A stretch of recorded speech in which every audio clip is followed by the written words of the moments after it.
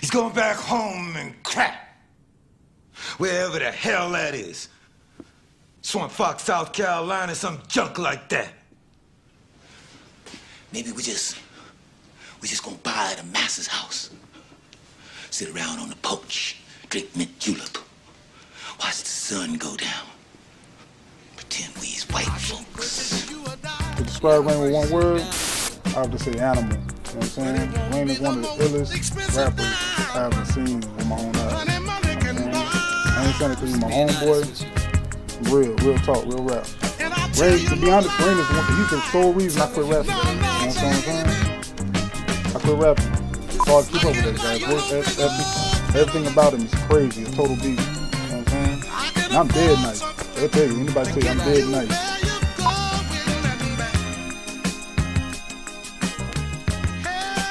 Word, greatness.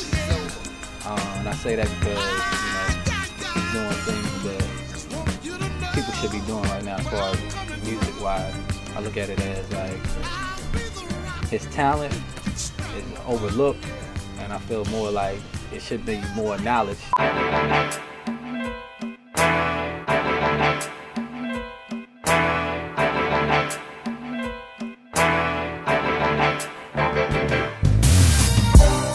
Favorite movie line would have to be from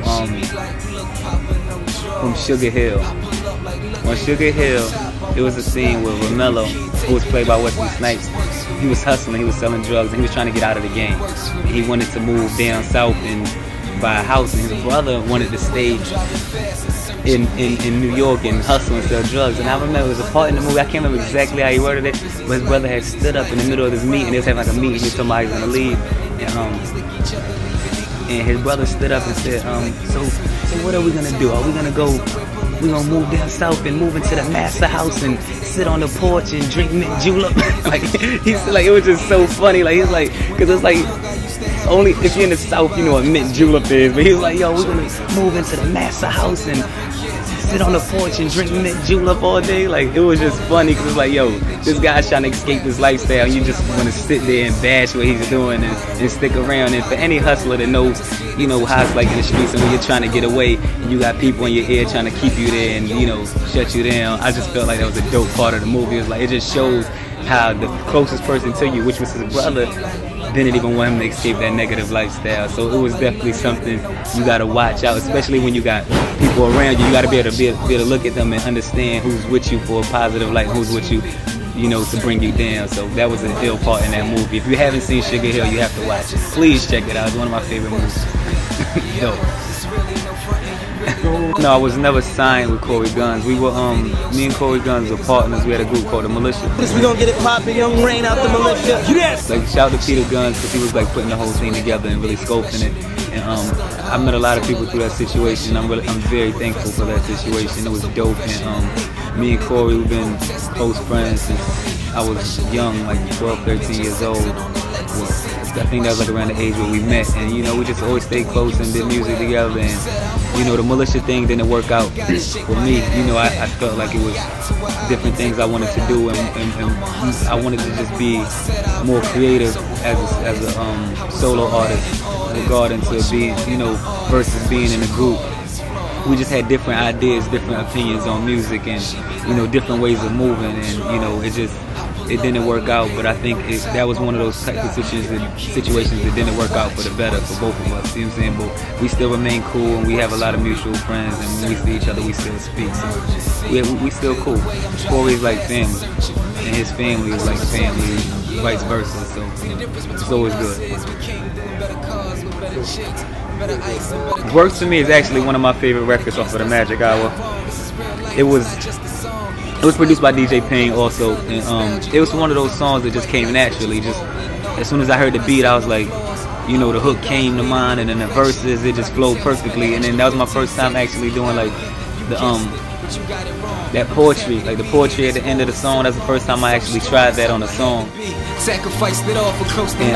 I think it came out great. And the video was shot by Scenario, and he's like, if not the best right now, he's definitely one of them. Like, he's definitely reaching for that spot, and he just, you know, he also shot love songs for me. They're not interested in Randy, all they want is rain. You say that you're different, how I know it ain't game. You talk about your ex like he's a lame, but you was with him for years, fucking him and spending all his change. So if we split, that means you would talk about me the same, right? And he shot the AD3 intro, the American Dreaming Part 3 intro, and I just love working with him. America, America, good morning America, good morning Rebecca, you raised me to be strong, crazy and free, let me fly at 13, so amazing to me. As far as my new projects, I just finished releasing the Magic Hour Part 2, and that's like what I'm solely focused on right now. We just put that out, and it's like the way people received it has been so dope. Like, I wasn't expecting that, like, for everybody to hit me up and be like, it's classic material. You know what I'm saying? I hate to believe that I made a classic this early, because it's like you have to live up to that. So I wouldn't necessarily say, personally, I wouldn't say it's a classic album. I think it's a great body of work, and I feel like the people that were involved in it, you know, put a lot of hard work in it. So shout out to DJ Pain 1. Me and him produced every record on the CD. You know what I'm saying? Like, I didn't step out to get no other producers. Me and him worked on a lot of beats together. I did a lot of beats by myself on there. He did a lot of beats on his own, and you know, it was dope how it turned out. Like, we wound up making some good music, some music that I think will last a lifetime. There's no date on it or no certain sound to it to where it's just for the right now. It's one of those CDs that's gonna last for a while, and you know, and I look forward to doing it again with the Magic Hour 3. I haven't started working on the Magic Hour 3 yet, but pretty soon I'm gonna start getting to it. And I'm thinking also about doing like another freestyle tape off everybody else's beats to show these guys they not better than me. So we'll probably kidnap some people's beats, some instrumentals, and run through them and show them why I need to be in that position instead of them. All in fun though, you know what I'm saying? We do it all in fun and all for the love.